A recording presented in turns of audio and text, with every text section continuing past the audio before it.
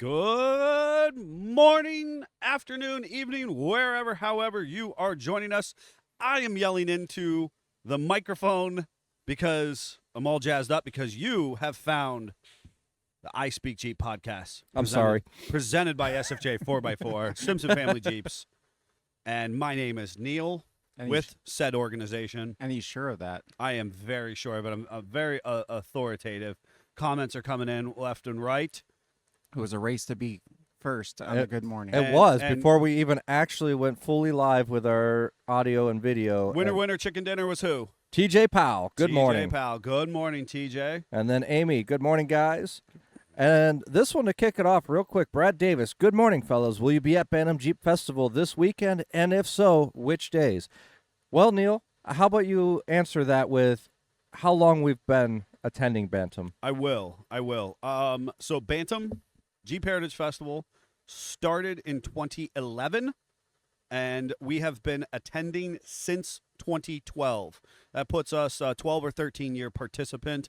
There's something goofy in there with COVID, but we made it up by attending their fall ball, as far as I'm concerned.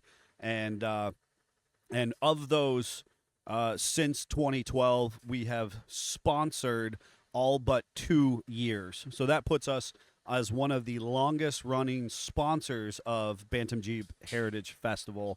So our loyalty is with our local and regional Jeepers and kind of the birthplace of the Jeep concept. Yep. Which means we will be there Friday, Saturday, and Sunday. That is correct. Stop by the booth because we'll be there the whole time. We'll have merchandise, some Jeeps on display. We'll have, some of the cast of characters will be there throughout the week or the weekend for some meet and greet and some talking points. In the past, it was a big selling event for us, and realistically, at this time, it really is about getting out and meeting you, our listeners, our followers, our watchers, depending on where you're meeting the brand at. So we'll be there. We'll have some product. We'll maybe have some show special pricing. We'll have merchandise.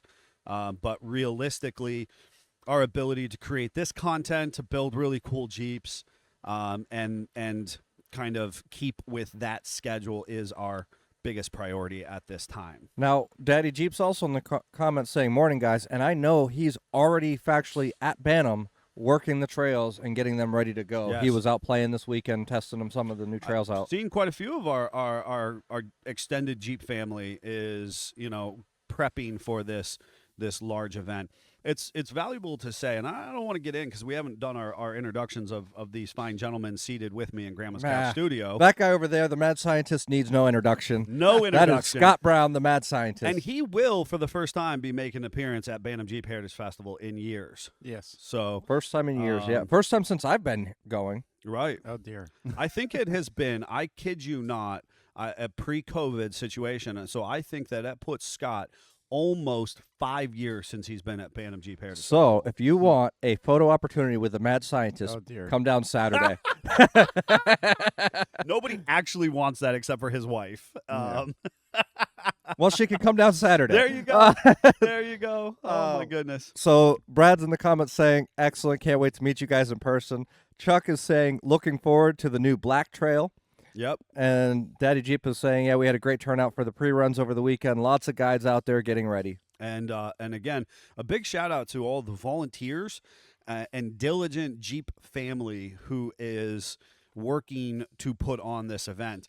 It takes a village to raise a child, and arguably this is that as far as a Jeep event is concerned. It takes everybody to get in there and to make these opportunities successful for all Jeepers. Again, we've been participating. Were you at the event in 11? I was. Okay. That's what I thought. We both were there as a group. enthusiasts. We've been there the entire I've been to every single Bantam at this point. And I wonder how many other people can say that. I certainly have. I know, like I said, you haven't been in the last couple of years, but I personally have been at every single Bantam Jeep Heritage Festival. Other than Patty Joe, the event organizer, I wonder how many other people can say that. With that said, it's or how many people actually want to claim that. right. Oh, that just talks about what a nerd, a Jeep nerd I am. Okay, Jeffrey, I see how we are. It holds a special place in my heart. 'Cause if, Rob's been to them all as well. okay, there we go. I appreciate. I can dig that on Rob. That makes sense to me. Yeah, it does. That makes sense. It holds a special place in my heart because it's actually the first formal activity that my wife and I did owning SFJ 4x4. And so it was long before it was SFJ 4x4. It was just Simpson Family Jeeps, and it was just a used Jeep part business.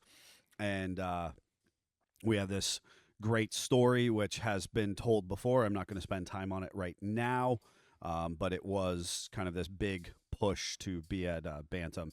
And that was really kind of where I cut my teeth, and so it's always held a special place. At one time, Bantam arguably was the largest show in the country. I make that statement based somewhere in the 16 to 17 era. Around the Guinness Parade was one of those big time events. It was really cool to see it in its massive glory. Now, what ended up happening, the rest of the country kind of saw the model and started to reproduce it. Yeah. And quickly, Smoky Mountain kind of took a big bite out of that.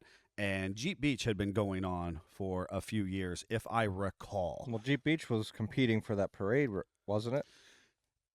Yeah, because they ran the Daytona Speedway. So I think, and I don't know factually when Jeep Beach started. Maybe you can Google that for us and figure out. I for know sure. we did the parade the very first year because it was interesting. You did it in 11. Yes.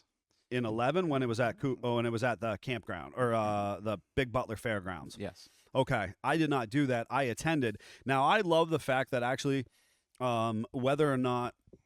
And we did not know it at the time. Zach Heisley and I met in 11. Mm-hmm.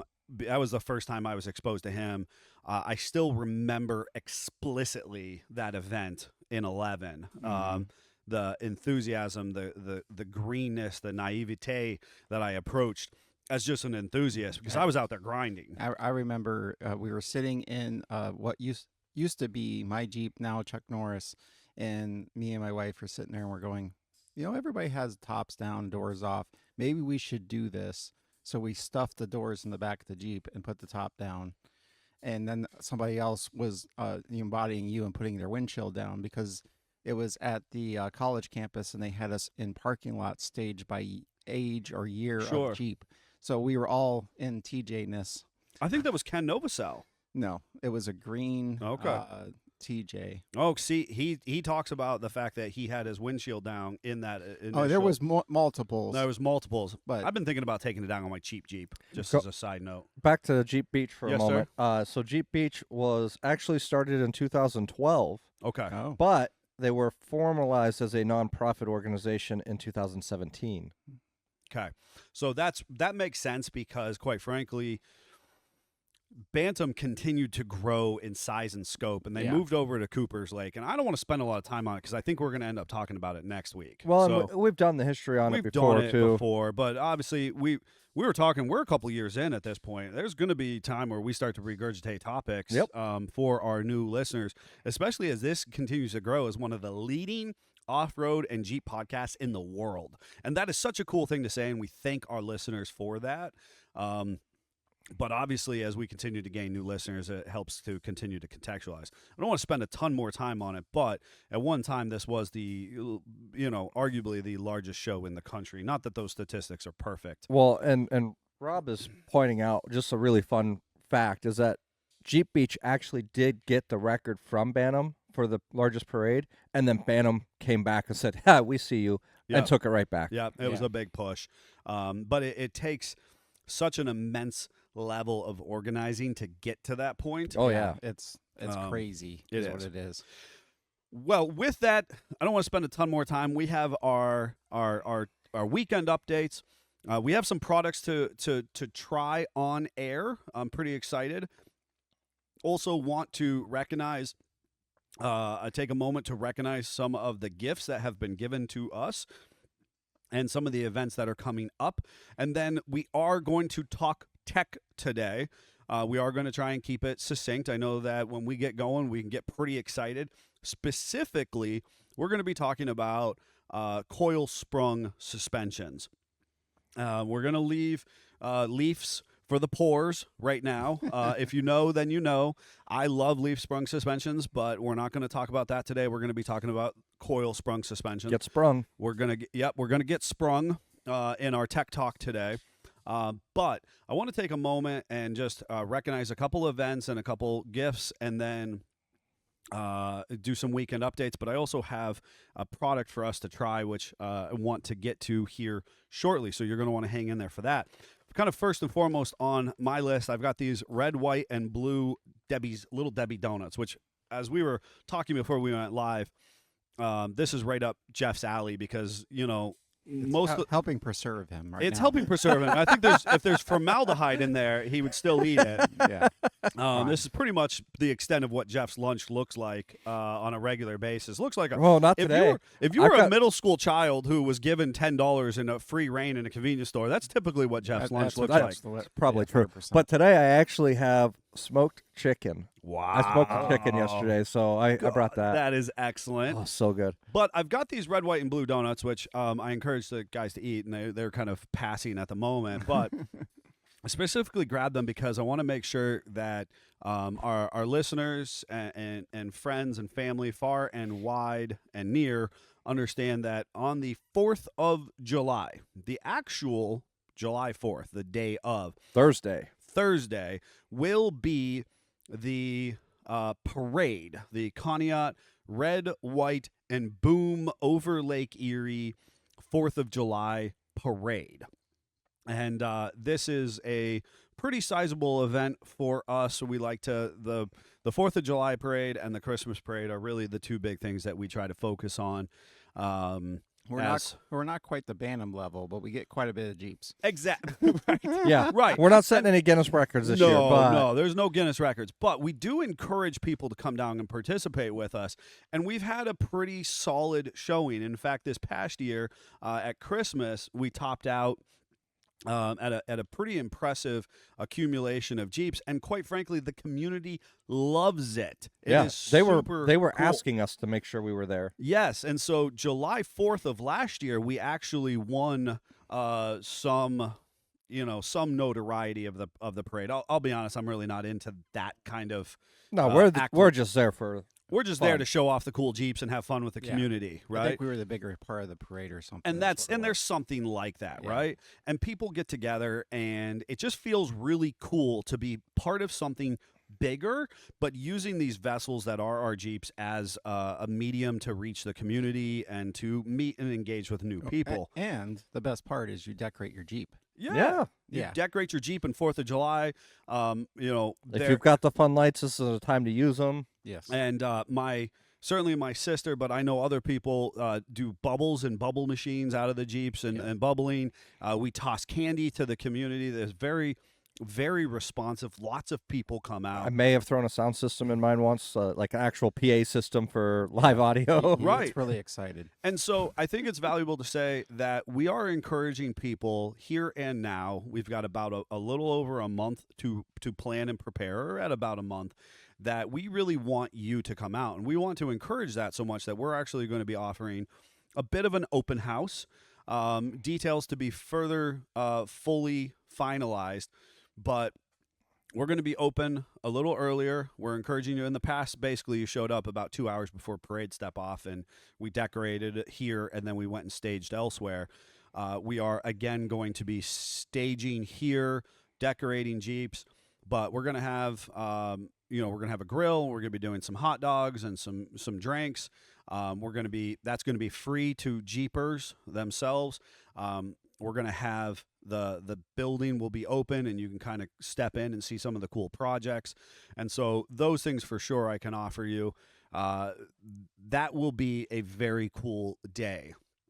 And so the little red, white, and blue donuts wanted to be a good segue from Memorial Day into 4th of July, because it'll be here before we know it. And so mark your calendars and Well, it's plan just like to the come fact out. that we're already going to be going down Thursday to Bantam. Like, when did that happen? Oh, wild. Absolutely wild situation.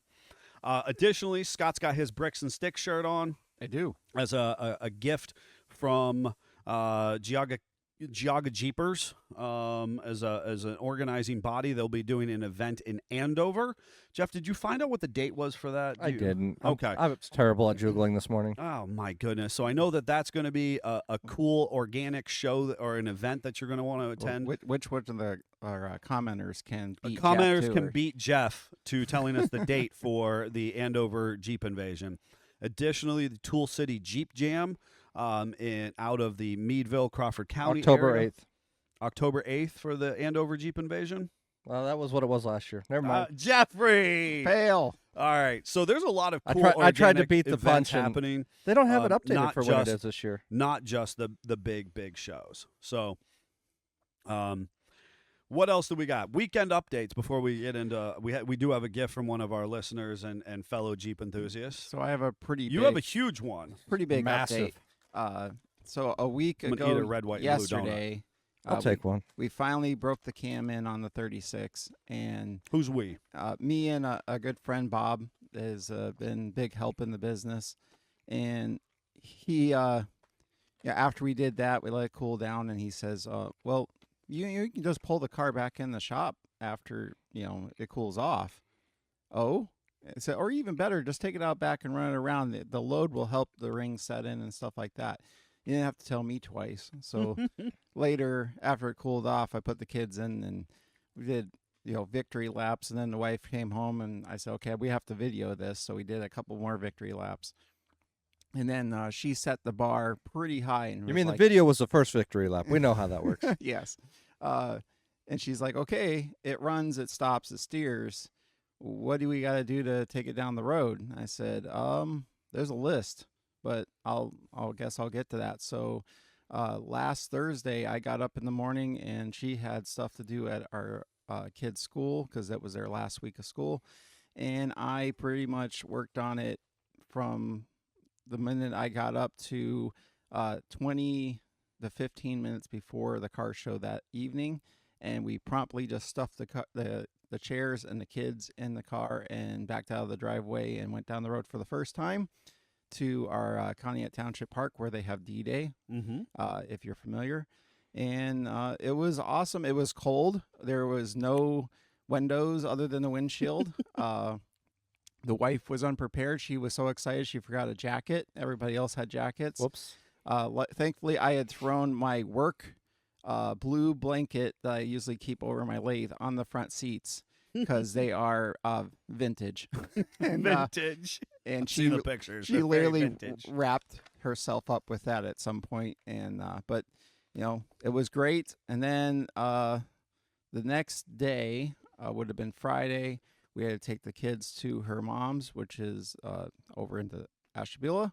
And I said, heck with it, we're going to take the car. So we went ahead and drove the car all the way in Ashtabula, gave her mom a lap around her village, and then, drove it home. And so pretty excited, got a few miles on it. It's running awesome. And then I got some more parts on it with the fog light, and I'm fighting currently with rear side windows. And this is the coolest part, and then I'll kind of just, be done with it. But we ended up parking next to a 37, 38 Pontiac sedan because, like cars have to park, Sure. like Yeah. You have coating. And here, come to find out, it was the guy that does glass.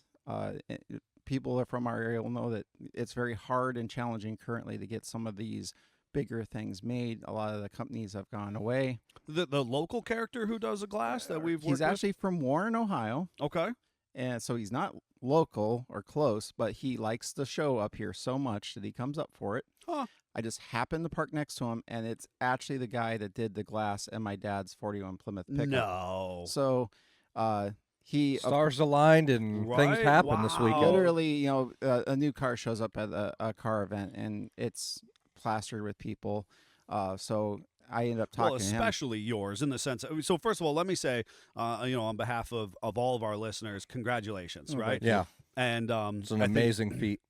I think the idea of chasing your dreams and setting goals and being accountable is such an important part to being a successful individual. And Yep. I want to congratulate you on going through that process, because as you are fond of saying, it was almost 4 years. 4.5 years. Yeah. Yeah, that's insane. Yeah. That's insane. And it's not done. It's just roadworthy finally. No, right. It's just roadworthy again, but Yeah. with longevity in mind. Yes. Right. And so congratulations on behalf of of all of us, and that's so cool. So way Yeah. to see that through. And Yep. what an amazing serendipitous that you're Yeah. the guy who made the glass for your dad's big hot rod. Yeah, and he's like, I have the patterns for your car. I'll literally make you a back window and bring it to the show. We'll put it in. It'll take 15 minutes. Ha! So I hope that maybe comes through. this Thursday, I might have a back window if the weather and everything aligns. So we'll see what happens. Nice. Wild. Wild. That's so wild. Cool. Congratulations. Yep. Jeffifa, you had a nice gift. Yeah, I did. heard about, and I'm So- excited for you. So my birthday literally falls on Father's Day this year. So my wife had ordered something off Amazon last week and told me I wasn't allowed to look at our Amazon That was so account. funny when she And she I messaged assumed it through. was because she bought something and didn't want me to see how much it was. right. Right. But I was like, whatever, no problem. Saturday, the weather was really nice, and we had to go into Waterford, PA for an errand. And my wife's like, hey, you should take the Jeep apart. And I was like, it's going to rain tomorrow. I'm not going to do that. Yes. And she's like, well, you can have your gift early. Nice. And I'm like, oh, well, now I know what it is. And Yeah. it is the cover for the vehicle, for the emergency rain cover. yes. And it works perfect. We put it on Saturday night, kept the Jeep nice and dry until Sunday afternoon when we decided to make a Lowe's run and drive through the misting rain and whatever. Jeep life. Jeep So life, right? it was great. Kind of some of the other things. We didn't have an episode last week because Memorial Day. Yes. So going all the way back to that, we did have an opportunity to take the kids out and go kayaking. So that Mhm. was really fun. And Xander has his final prosthetic eye, the overlay of it, and it looks exactly like the other one. That's Outstanding. awesome. So it's amazing. He's very excited. He's been showing it off to everybody. Mhm. And be 6 months before we have to go back to the prosthetics now. So we're So cool. we're awesome. finally done going to Cleveland Silver every week. lining or the best possible outcome to a very scary and unfortunate situation. Yeah. Yeah. Yeah, he's doing amazing with it. So Excellent. and then in our comments here, Chuck is saying Jugal is experiencing network difficulties, obviously referencing me not being able to find the appropriate date. Find stuff appropriately and quickly. And Bill says good morning. Good morning, Bill. Well, excellent. So, and I don't want to take too much time. I'll just say I continued the house build this weekend, and we have a massive, beautiful garden going in, which is just as important to my wife and I as maybe the car build or even the house build is concerned. Now, is that just a Um, straight flower garden, or are you planting anything this year besides flowers? So that is just a flower garden. Yep. And so, people understand the level of commitment to the process. It is actually a series of 8 raised beds in a perimeter with arguably, 6 to 8 foot kind of lattice work walls. Does she enter any garden shows or She does flower not. shows? She does not. This is at this time. This is a 100% holistic experience. My wife is authentically one of those people whose soul is calmed by the earth and the flowers. And so, when we understand the merit of investment for, into the vehicles Mhm. or into our hobbies or whatever, this is something that people keep going, man, this is nuts. Like, you're not building on the house. And I'm like, but this is kind of my wife's house, so Yep. that's what we're continuing to work through at this time, which is, to the best of our ability, helpful to all of us. So Now, I don't know much about flowers because if I plant them, they die. So going into that, is this something that you have to have a high level of focus throughout the whole summer, or is it just now you put a lot of effort up front and then it's maintenance minor maintenance throughout the rest of the year? It's more that. Minor it's more maintenance. that. It's more minor maintenance, and my wife is very big on perennials. So the idea that these are actually return each season. Yep. And that I can expand, and I will, because my wife and I, as we break ground on this new acreage, which is very organic. If you are unfamiliar with the story, we're doing it all relatively on a cash basis. We sold a beautiful home that we had mortgaged in Pennsylvania. Our objective is to personally become wholly debt-free. Now, that's a personal choice, and you can do whatever you would like in your own life. But our objective is to hand build our home and this land and do all those types of things with the expectation that we're not carrying a traditional mortgage. So with that said, there was a daylily farm that we were very interested in years ago. And we actually have spent time acquiring daylilies from this specific farm over the years. And so our objective is to further that in the future. And so we've done a lot of planting of beautiful maples. We've planted an orchard. I promise you, my wife planted the orchard in such a way that her expectation is that once those fruit trees develop, that people who are walking through the area will be able to come and enjoy the fruit trees. That is 100% her expectation, is that we are growing to share with the community. That's awesome. Cool. So we'll see, how those things, that's a long range investment, but Yeah. it kind of helps contextualize who we are as people. That's always where we're looking down the road, So with that and the minimal maintenance the rest of the year, once you get this established, are you going to be able to move into the house by winter? That is, of course, the goal in my mind, but then my wife hit me with, well, our goal was to build this all in 5 years. And I thought to myself, okay, like that, I feel like a sense of relief when she said that, because I was like, I had originally wanted to be in the house by July 4th, which is absolutely not going to happen.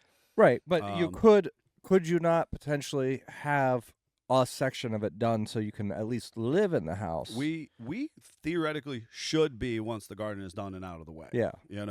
And a big thanks to some folks within the community who are helping get utilities moved along appropriately, and also just being understanding in the unconventional nature, right? Most people who are up to this point, the tiny home or the small home or the storage container homes are still very, very new in the grand scheme of the human population, right? Yeah.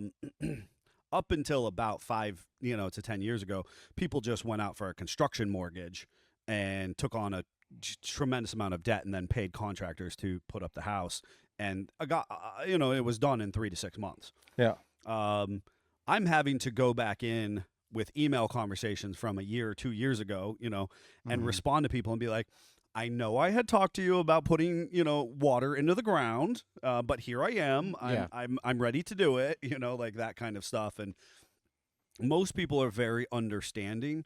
The biggest challenge is trying to talk with some government officials to share and say, like, I'm trying to do everything legal. I'm just not doing it in a conventional time frame. Yeah.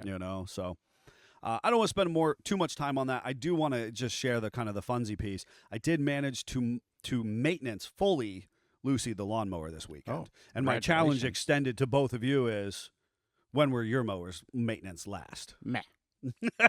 Last year was mine, but It's got oil in it. It's fine. There you go. The The knocking stops after last a year while. was the only time I've ever maintenance the tractor. So Yeah, I was out mowing in the rain yesterday, so it's fine. Yes.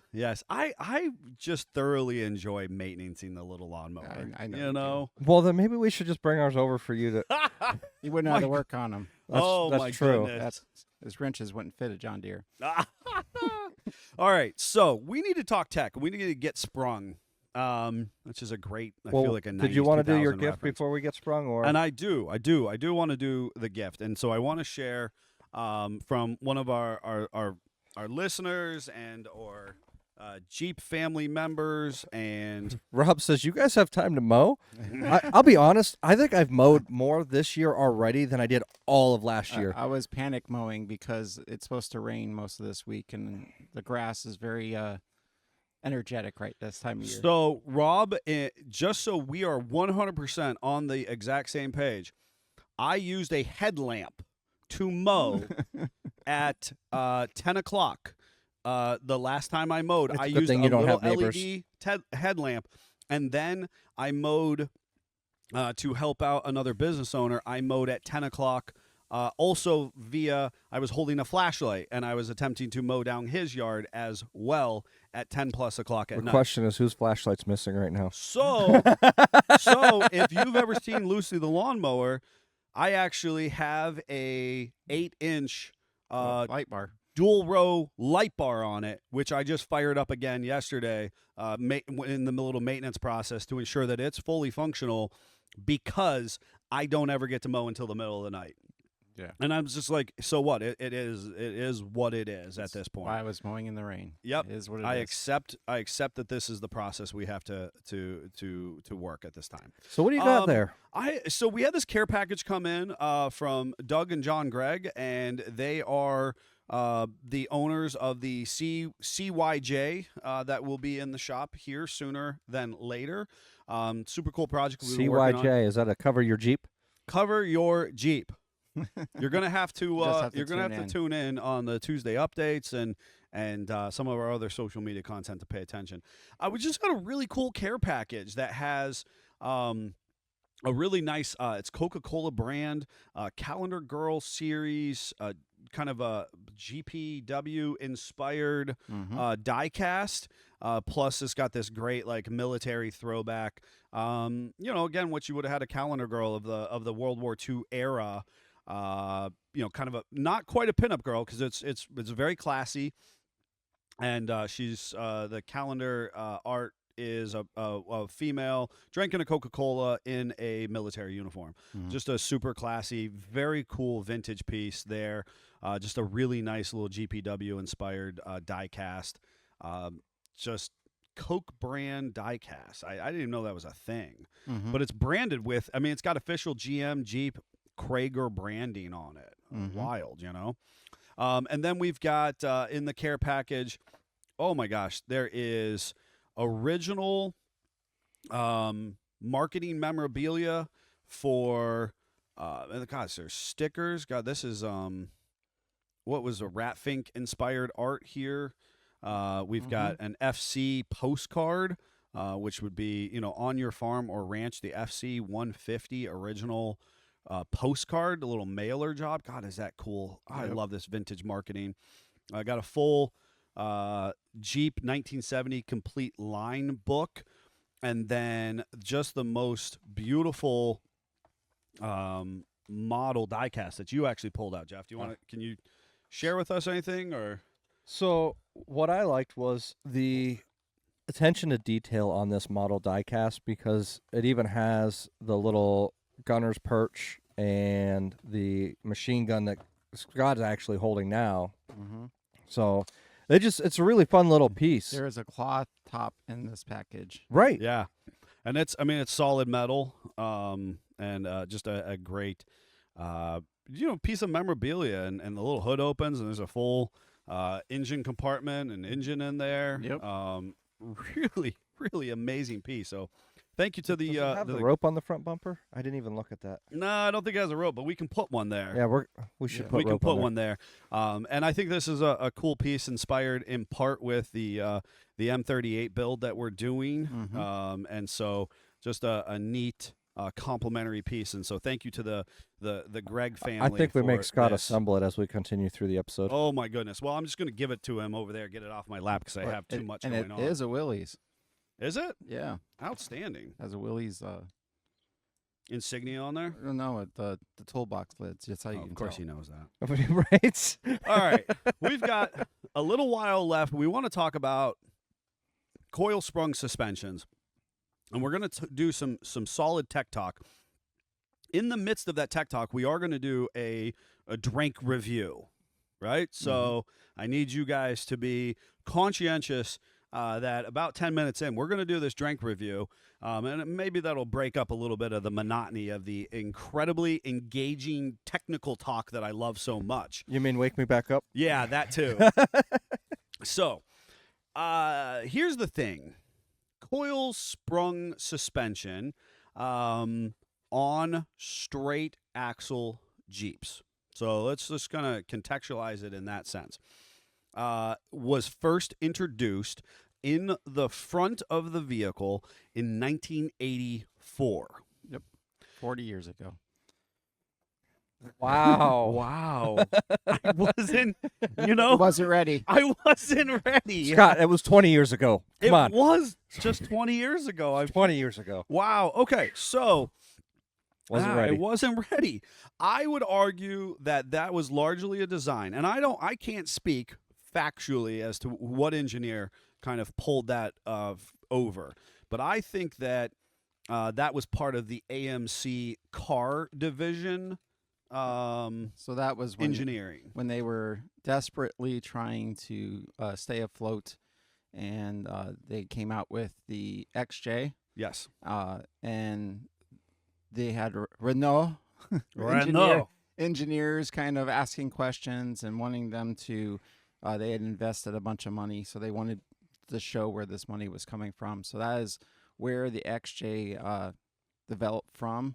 And then to not completely make you go to sleep, then obviously the MJ or Comanche came after. They really closely designed the ZJ in '93. Well, so I was about to say, so as all things Grand Cherokee, for all of you Grand Cherokee owners out there, this is your moment. Mm-hmm.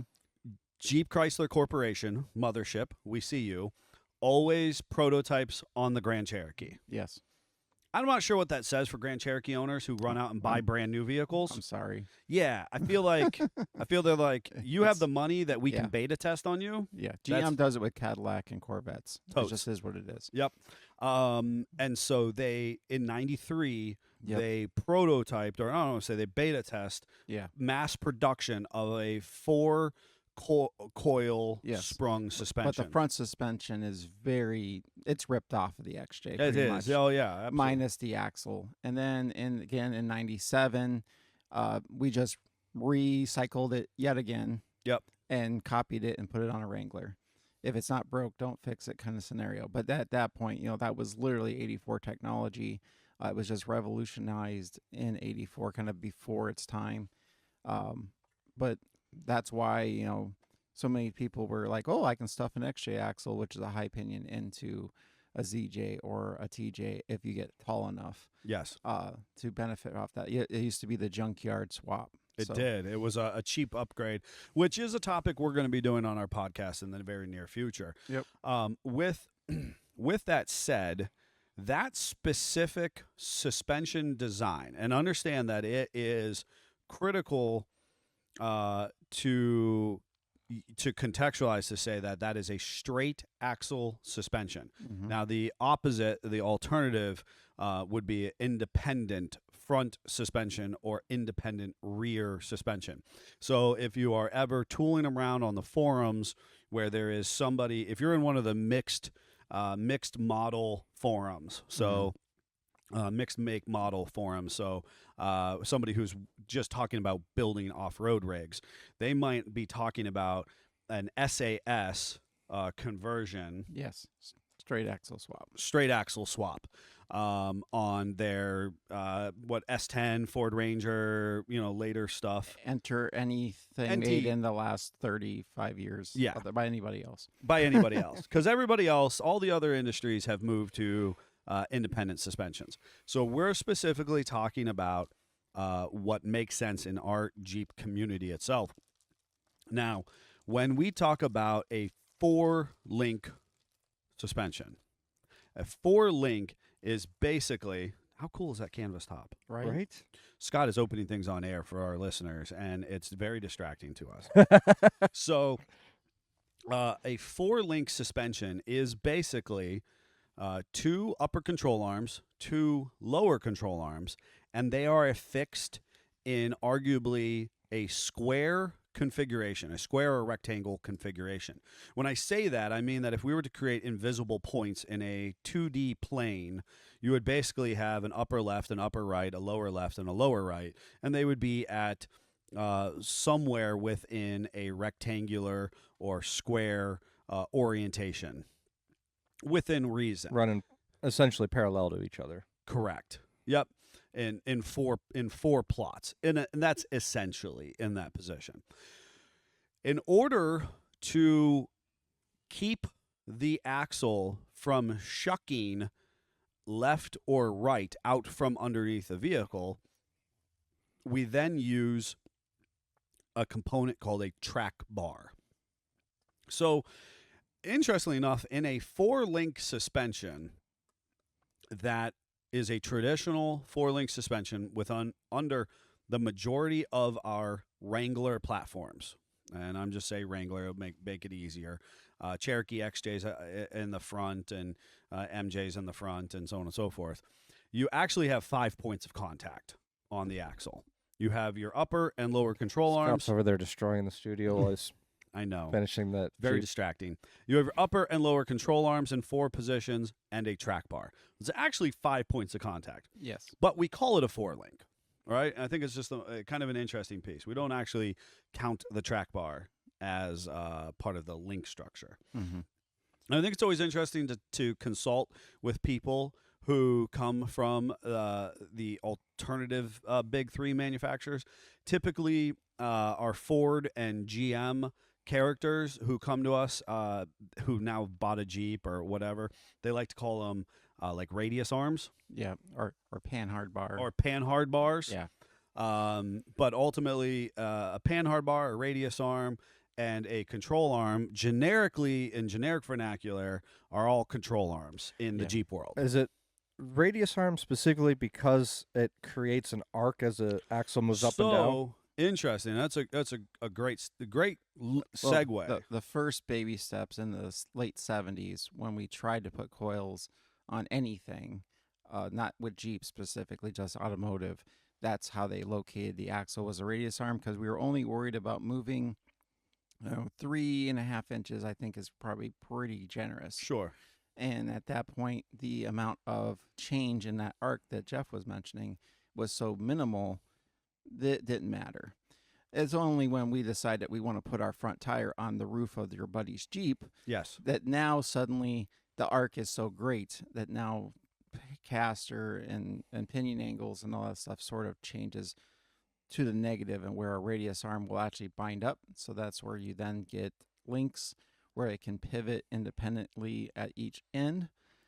And I think that just to kind of expand upon that, that a 4-link, prior to, you just had basically 2 lower links. Yes. You just had 2 links, which were called radius arms within other manufacturers, Right. because of the lack of travel. Yes. And so just to summarize what Scott was saying is that it fit the need of a 3/4 ton pickup truck Yeah. that you were going to load down and haul stone or plywood from point A to point B.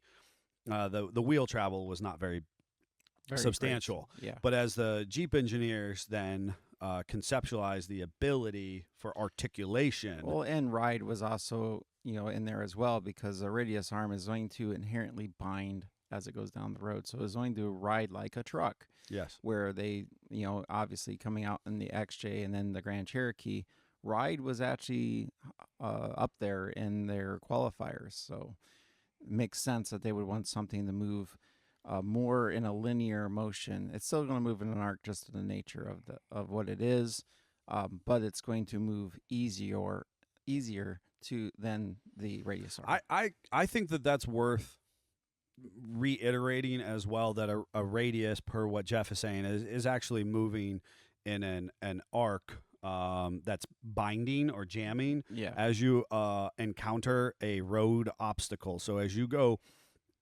over that speed bump, the suspension actually travels in a radius Mhm. back towards the occupant, basically. Yes. Because your primary pivot point is, is singular on either side of the frame rail. Then when you go to that 4-link, the suspension actually travels more vertically, actually elongating Yes. and making the road harshness more palatable, more it consumable. affects the passenger side wheel, affects the driver's side wheel less.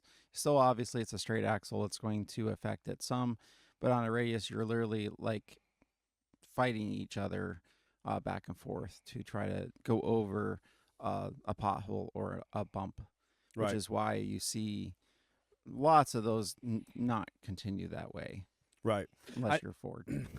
Well, and so it's valuable to say that our engineers recognize our need for the robustness of a straight axle, right? So the kind of the predictable construction of a straight axle, and the fact that that's a technology. If it's not broke, don't fix it. It's already conquered the Rubicon, so let's Yes. keep reproducing it. But we do need to improve ride quality. Yes. And at the time, you had the Grand Wagoneer was just by nature a big, fat, beautiful vehicle, and it rode like a Cadillac for what was at that time. As we made the vehicles lighter, we needed to increase ride quality while not inherently losing the robust, longevity of the axle material and function. So so we moved to this 4-link suspension with track bar, and that gives us our best on and off-road experience. Yep. Now, I think it's worth mentioning because there are a number of manufacturers, not a ton out there, who do a long arm radius hybrid suspension kit. Because anytime you change something, there's going to be a demographic that's going to be like, I don't like that new stuff. That's scary. I want to keep doing it this way. Well, and so a little bit of the value of a radius arm, long arm suspension is kind of the ease of installation, and they can make it sort of I don't want to call it exactly dum-dum proof. But it's on the KISS simple. It is on the KISS method. Keep it simple, silly. Yes. And this idea that if we just attach radius arms halfway down the long arm. Yeah. So the long arm sets the wheelbase and carries the primary load of the vehicle. Yep. And then the radius arm, which mounts halfway down the long arm, sets the pinion angle. Yeah. And that's technically all you need. Yeah. In that suspension configuration, it is still arguably called a 4-link, though realistically, you only have 2 links connecting it to the body and a track bar. Yeah. So you're back to those 5 points of contact on the axle itself. But arguably the points of contact that are connecting the axle to the chassis is the 2 lower control arms and the track bar. So only 3 points of contact there. So you have that. Now, there are limitations to that specific suspension. We're back to the arc travel that is jamming the suspension. It's offset, and I think that the engineers of those kits will say, hey, that's negligible for the average consumer. Yeah. They'll say, hey, it's negligible. You're never really going to notice. And your there's ways inherent around it gain. a little bit. Yes. The inherent gain that you're getting from going to long arms, just benefits you. But ultimately, I think that what we go to as our kind of our most ideal configuration is, in most situations, long arms, independent front, uppers, and lowers. Yep. Now, realistically, you actually, if you hear me talk about Chuck Norris, I'll often mention that technically he's actually a 3-link in the front. Right. Which means that we've actually fully eliminated one of the upper control arms. Yep. So that inherently only we have one big arm that controls the axle wanting to pivot back and forth, changing caster or pinion angle. And it works perfectly fine, especially when it's designed, engineered in that manner. Yes. But it gives you more space under the vehicle. It gives you better flex. And that's one of the reasons why that Jeep ride so nice and B, flexes so nice. Right. And the idea that there's inherently one less control arm with 2 points of contact to bind. Yes. Right. So when somebody mentions a 3-link, they are almost always mentioning 1 upper control arm, 2 lowers. You do still require a track bar. In Chuck's specific situation. Those bars are all very flat. The planes of travel start very, very smooth in how they, how they start out at ride height, and then they move from there. So there's very little bind, which makes the ride quality exceptional. Now, Metal Cloak tried a comparable design a few years ago. Hybrid. Locked and loaded is what they called that. Basically, you had 4 control arms that one of the control arms operated in kind of a traditional stationary Kind of radius. design. Yeah, it was a radius, wasn't it? And then you could unlock it when you got to the trail, allowing it to move around more freely. Which inherently made it more like a 3-link of sorts. And then the idea is before you went home, when you needed less travel, now you lock it back down, and now it's got better manners. It was kind of trying to have both having your positives. cake and eat it too. Yeah. You know? Was it kind of like the concept of the Rubicon sway bar disconnect at this point? A little bit. Similar but idea. more. Similar, but more mousetrappy. Right. Yeah. Right? And we'll just and call you it had that. to get your tools out more. Oh, Yeah, and some people couldn't like just push that. a button. You Some could've just people sit it like down. that, and and thought that was a beneficial design. I mean, it certainly aided Metal Cloak in setting themselves apart in the industry. Yeah, it was very much all their own thing. Right, they're the only manufacturer who has that design, and so Yeah. I think that always, if you have something that really truly is revolutionary and adds to a market, you're going to have imitators. Yeah. Other people are going to Shots go out fired. and try and recreate the product. So I always look, if you have imitators, then that means you're doing something right. Yeah. In the comments, Amanda's also saying morning, guys. Good morning, Amanda. So so there was that design. I feel like for 2 seconds we do have to, because there's always somebody in the group going, well, why do we need the track bar? And that's in my way, and it's silly, and it's all other things. And there are designs that don't require a track bar or a panhard bar if you really angle the upper arms. I was getting there. I'm going to get there. And that's what's in the back of Chuck Norris. I'm going to get there. But when you're steering, Yes. Scott's makes- already there. He's makes not it waiting really a for you. challenge. Right. So Well, so what were you going to say with steering purposes? it makes it implausible for linkage to work when Right. you do that. And I deal with this, for a long time. I was into the RCs and their miniature, designs of the suspension, and everybody on the RC world hates the panhard bar or track bar and wants to get rid of it. And then they immediately have to put their steering on their axle, which therefore you can do that in the real world too, but now you have hydro style steering, which you only have connection via hose, and that is not DOT approved. Right. So now it is a woods buggy Mm-hmm. by nature. Right. So, And I think that's interesting when you talk about steering is because what you're introducing is a form of side load, Yes. right? And the way that you're loading the suspension or the leverage that you're applying through the steering itself, you're actually pushing the axle. And arguably, if you did not have a track bar that steadied the axle in its thrust position or steer ahead position, ultimately the axle would shuck to the left and then steer. yeah. And then you would pull it back and it would shuck to the right and then steer. Yep. And we've personally experienced this in Jeeps with worn out bushings, Yes. both in their track bar, but then also their control arm bushings, because the bushings allow the play and the axle shucks and then you actually steer and then Yes. you do it and it goes back. And so it's very, very challenging.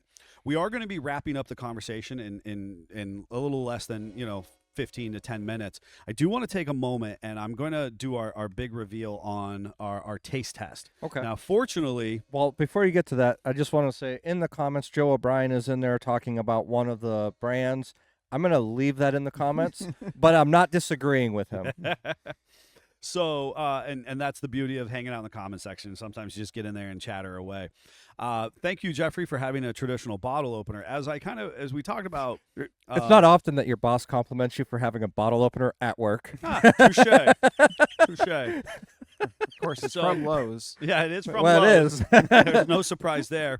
Of course. Oftentimes, we Hashtag not sponsored. Why not? why not? So we always like to do these little taste test reveals or a little product piece, things to say, hey, what do we feel about this? I did make sure to get these into the fridge overnight so that they were chilled Shots fired. for our best attempt. I actually. You mean that lukewarm moxie that we had with God, was that expired lukewarm moxie that was bought at the thrift not store? The Moxie. You're blending together. Oh, there. the moxie was good. It was the Yeah. other one. Yeah. I can't even say it. It's Oh, fine. whatever. Yeah, the moxie so- was the good one. That was what it was I don't know. All right, so this pickle this juice. That's what it was. It was pickle juice. I feel like that was the moxie. Just so we're on the same page. No. So this was a fun excursion that I took in Ohio, which who knew that this was in Ohio? It's called Sweets and Geeks. A big shout out to our friend Jason and Ronnie for introducing me to this place. We went down there, checked it out. Is this the huge candy store? This is the huge candy store. You can buy in bulk. Yeah, it was insane there. Yes. It was absolutely insane. Super I cool need the place. address to that Yeah. and a raise. Yeah. So so I saw this and I thought, we had that little bit of a challenge and a fun piece where our listeners and family of the Jeep business were bringing us coffee cakes, and we were joking that we were having the coffee cake challenge and whatnot. And so this is actually No a way. coffee cake soda. This is either going to be good or bad. It's who knows what. So this was Melba's Fixins. So there's only 3. So I'm curious, since you had it in a 6-pack box, did you already try this? Or you can get as many different flavors as you want. in a Yeah. 6-pack. So Well, did not understand per that box. It literally says you pick 6. I did not know that, and the clerk didn't tell me. So I think I paid like too much money for 3 when I should have just picked 6 They- more. you But I probably literally paid the tax. You also paid I for probably 6. paid the tax. I probably paid for 6. Yeah. Right. Yeah, it's Honestly. a 6-pack Don't tell shop. me, That's how Jeff, that works. Jeff, no, I don't want to know about it. But then I really feel You lived then in I PA really- for a while. That's like Then I really felt like I was a terrible person because I didn't get the Savage anything to drink. Oh, dear. So I'm just gonna put it out there that I do feel bad that like I didn't provide for anybody else. I literally just bought enough for the 3 of us. it's pure cane sugar too. But it is. So they have a ton of Well, pure cane sugar drinks. That's their thing, and they have the biggest section or selection of jelly beans I've ever seen in my life. Yes. Oh, really? It's crazy. So this is just like a cream soda of sorts, I think, but it is a coffee cake. And so we're going to take a taste test, kind of reveal what we think is good or bad or indifferent about this. And then we're going to tell probably you. hold the label this way so it doesn't look like we're just drinking beer on air because Like it's Corona. not alcohol. No, it is not. It's just a cane sugar It's not bad. soda. Smells it- delicious. It tastes like coffee cake. It really does. I'd say more than the coffee cake you got. That coffee cake I got Oh, from shots fired on that one. that lovely old lady at the traditional Finnish bakery, which was not at all a coffee cake. No, And she looked me dead in the eye and was like, eat your coffee, eat your stale coffee cake. And I just took it. It's not bad. It tastes, it reminds me a lot of cream soda. it does. Yeah. With a hint of coffee cake. Way better than the pickle juice Scott served us. That's I true. suppose. Yes. With a hint of coffee cake, right? Yeah, And yeah. so, kind of like the aftertaste to it. yeah, Kind of lingers there. I think I would recommend this to somebody. Well, if you haven't gone to that place, you definitely should. Yeah, Is this drink made in the South? Y'all get your fixins? y'all get your fixins. That is a Texas made thing if in I ever the heard one. U.S. of A. We're gonna continue drinking our coffee cake from Melba's Fixins, and recommend that if you can go out and find some of this yourself, it's a fun little recipe. Oh, the PO boxes in California. Well, that doesn't make me feel warm and fuzzy. No. And we are still gladly accepting coffee cake donations. We are. Always welcome to compare and contrast. That's a different bottle coffee company, cakes. Scott. That doesn't mean that it's It's- made there. Especially at Bantam, Oh, There's- especially if somebody wants to bring us a coffee cake Oh. and Bantam. Definitely getting a We'll be special on a shout out hunger on that strike one. there. Oh yeah. All right, so to finish up, so we've talked about the kind of the different I manufacturers. think that you the come up with locked a and swag loaded. pack for the best coffee cake presented to us at Bantam. If somebody brings us a coffee cake, they're going to get some goodies. I promise that. If you think you're going to bring us a coffee cake, which people have done some good food donations to us, and I appreciate that. Give me a shout ahead of time, message us, and I'll make sure that I put a swag pack. We'll do a coffee cake for swag trade off. You know. So we've talked a little bit about 3-link. We talked a little bit about radius arm, obviously straight axle suspension. We're going to finish up on what is called a triangulated 4-link. Yep. And now is your time to shine. I'm with it. Yep. So we used GM used this in the back of a lot of their cars in the 60s. They've been used in the back of Ford Mustangs. It was very much a traditional rear suspension where you don't have to worry about steering. Would we say that the Dub J Grand Cherokee? It's a triangulated. It's kind of a hybrid of that. It is. What would we call that per se? I mean, it's a triangle upper link or a triangulated upper link. Yeah. I mean, It is not a Bill- 4-link. Bill just jumped in and said, "I'm in it for the swag." So All right, Bill. there's one. Coffee cake. so the Liberty and the WJ both had a type of the suspension. The biggest difference is instead of having 2 independent upper arms, they have basically a boomerang, Yes. which Has inherent more bind. but how Yeah. they Daddy kinda- Jeep's going Y-link. how they kind of Yeah. overcome that Why? is they put a ball joint on the top of the diff that goes to your Y, which then allows your axle to articulate back and forth without binding the Y. If you were just to bolt the Y with a bushing solidly to the diff, you would then have to twist the Y to flex the suspension side to side. So that's how they kind of had their cake and eat it too. I'm trying to remember. I feel like it was specifically Rough Country who had a bushing in their upper Y link in that triangle piece. I'm trying to. Yeah. It was somebody I remember really doing a bunch of through- them. Threw people the aftermarket for a loop when they went to that design, and then we decided we were going to lift the vehicle. Right, because Because what they it was had- designed for that Y or boomerang to be level Yes. again in the middle of its travel, and then we inherently lift it and it's no longer there. So there were spacers for the ball Yes, joints to get the Y link back up where it's supposed to be. There were adjustable Ys so that you could change your pinion angle. There, like he There was said, flex joints for the flex for joints. the 3 positions. Janet said, "I'm in it for the swag. I'll see you all there." Uh-oh. There's Better- gonna be a buffet of coffee It's cakes. gonna be I'm here awesome. for It's going to it. be fantastic. So, as far as the Y-Link, and I didn't want to spend a whole lot of time on that kind of abomination of suspension design Yeah. because, quite frankly, it serves a very specific purpose. Those folks who have begrudgingly built those Jeeps, I'm sorry, Rob, have had to deal with that, but that's not the vast majority, right? No. So a traditional triangulated, which is arguably kind of the creme de la creme, the coup de kinda- grace. I just kind of thought of this, and it's only a mad scientist kind of thought. So we have some engineers that try to overcomplicate suspension components where they'll have, instead of having an A arm or something, they'll have separate links with multiple ball joints, that kind of stuff. Where Jeep, we insist on keep making things one piece, like a boomerang or a Y, Yes. and getting rid of a link comparative to other ones. That's probably why the Daimler Chrysler merger didn't go quite so Yeah. well. Right, because they For wanted those everything that to be know that know. adjustable and Yes. have multiple moving pieces. If you ever You looked know. at an Audi suspension, There's a lot going on there, man. There's a lot, and the worst, what we ever got to were like the Compass and the Patriot platform, Which were born under born under Daimler. that Makes that all marriage, the sense now. right? And there is like in the rear suspension of one of those, if I recall, links there's for your 5 link. different links. You know, Trying to order a part for that is a nightmare because the parts store is like, well, what link do you need? And you're like, well, it kind of runs at a sort of a 45-degree angle and it touches this other 4 links, and Yes. it's bad. Yes, and it's bad.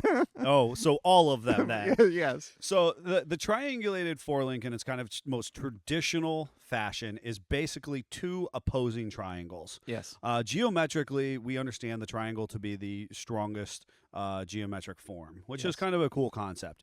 And ultimately, that is what, again, those WJ and Liberty guys were originally going for. Mm-hmm. But then to make sure that it was usable in an off-road application, you basically get 2 independent joints at the upper of the axle. Now, for those of us who have this suspension or a similar configuration, typically you're adding a truss to the rear axle Mm-hmm. with some form of kind of dual upper control arm mount. Yeah. And this allows the main pivot point to both have some flex Yes. but be centermost of the suspension. And the biggest challenge axle. of suspension design, like what's in the pack of Chuck Norris, is now you have to snake exhaust and other things through that maze of control arms, and that's why I think they went keep it simple on the WJ and on the Liberty or the KJ, to try to make it just less things to go around. That's not going to move around as much on purpose. Well, where- the original engineers, they don't give a flying fig about how we No. as Jeep enthusiasts want to then use the vehicle. Right. And there is a lot of KJ Liberty and WJ owners who inappropriately push those Jeeps to the absolute Limit. potential Yes. and do really cool things with them, 100%. despite the fact that Jeep was absolutely never intended to do, what Rob has done with them, or Right. the Brillas have done with them, those types of amazing adventures that people have taken these Jeeps on. Speaking of the Brillas, if you are not in our Patreon, in our Discord, there was a really cool opportunity where one of our followers actually found a picture from Brilla in a restaurant. Yes. And he posted that up in the Discord. So that was Yes, really cool to it see. was. To see where the S of Jadeness has gone. Yes, absolutely. Where folks have traveled about the world and positively contributed. Yeah. Right. So the double triangulated, we have the upper mount at the lower. Objectively, the lower control arms are attempting to travel from the outside in. Yeah. So uppers are traveling from Inside out. the inside out towards the frame rail. So so the frame rail into the top of the axle. Then arguably the lower control arms need to be inboard of the frame or underneath or inside of it and travel to the outside of the axle. And so basically you have 2 opposing triangles stacked on top of each other. Right. This suspension eliminates the need for a track bar. Right. And it eliminates the need for the track bar because, twofold. One, it's in the rear. Yeah. And so we don't have the steer load applied, that side load we were talking about. Yep. So it's less severe. But then those 2 opposing triangles locate the axle sufficiently, and so that arguably it's never actually shucking that severely like Yes. the parallel control arms You're do. going to have some just by inherent, basically whatever your bushing durometer is, which is why if you've ever had way too wide of tires on your Chevelle and you go around a corner real hard, you're going to rub the tire on the quarter Yes. panel. Right. So and arguably the big piece that I tell people with a double triangulated is body roll Mhm. or roll center of the vehicle. While it's probably the most noticeable piece when we do take customers to this design. We've done this design on a number of specifically LJs. Mhm. Just because Iron Rock Off-Road makes a really nice kit. Yep. But TNT makes one. Not Genrite. Evo made a kit. I think that was this. Certainly, Rockcrawler had a kit for a while. Mhm. This was a big thing, right? Yes. The challenge is it was very invasive. It's a very labor intensive. Yep. Um, You got to do a and custom exhaust. you gotta do gotta clearance things. right. The last couple we've done, we've literally put the suspension in, took the springs out, sat it on the bump stops, and built the exhaust Yes. because you have to. It's cozy. It's not something that you're taking to your average mechanic to No. do as far as and then installation is concerned. you're then in race car parts. Your joints and all that kind of stuff are made to flex, and you have a nice on-road experience and ride, Right. but your maintenance for those things goes up. So you inherently need to know that as you do those And things. with that said, and one of the things we didn't mention at all throughout any of the conversation were sway bars. And so what I was leading up to with body roll of the double triangulated suspension is that if you felt like the body roll was excessive, you can add varying rates of sway bars. Mm-hmm. Probably most famous, air quotes, is going to be the Rock Jock, formerly known as Curry system, anti-rocks. And Mhm. so that we could actually do a full podcast on how or why that unit functions in the manner in which it does. Mm-hmm. But arguably, sway bars are a comfort piece in suspension design. Yep. So when it comes to And a confidence piece. it's confidence and comfort. It has nothing to do with the function of a 4-link, a 2-link, a radius, a 3-link, a leaf sprung, a whatever. Any of those designs can and have, even our leaf sprung CJ7s had, and CJ5s had sway bars on them at one time. Yep. So a sway bar does not count in the actual suspension design. If you do have one of these suspensions on your multi-purpose rig, so it's street driven and off-road, you might find yourself wanting a sway bar to help with some of the the body roll and whatnot, but it does not inherently aid. And some people some people being me will say that it actually detracts in flex. Yeah. Now, that pendulum goes one direction, and it can actually swing to the point to say you can actually have too much flex. I'm not going to talk about that per se, Mhm. because that gets into another level of this conversation.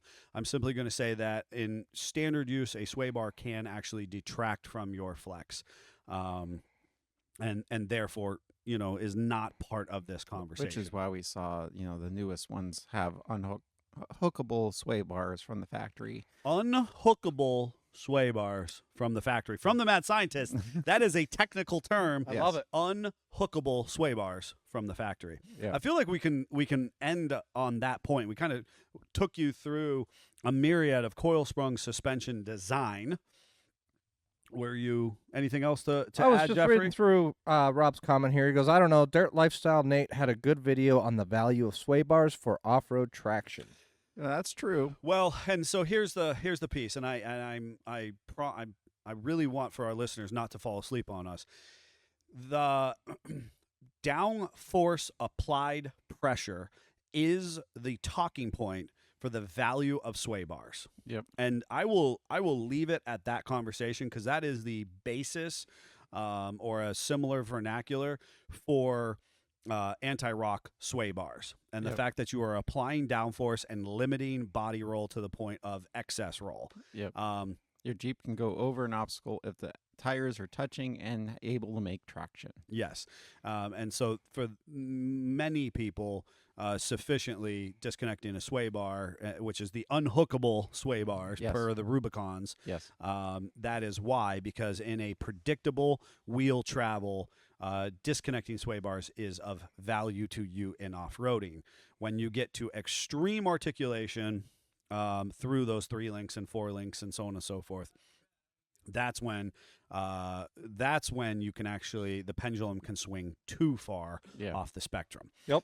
All right, that was a lot of tech talk. Next week, we will be unpacking how our Bantam Jeep Heritage Festival experience happened. Those of you who And voting on the legitimately- best coffee cake. and talking about the best coffee cake. So if you legitimately think that you are bringing us a coffee cake, you need to message the page with the size of a T-shirt that you wear. I I promise you, you will have some swag should you bring us a coffee cake. But you got to message the page and you got to follow through on it. We'll be there all 3 days. We'll be driving in, not specifically staying on premise. They don't have to message the page if they want to text us at our text-only number. And you can text us at 440-855-2100. We look forward to hearing from you. Until then, Jeep on. Jeep on. Jeep on.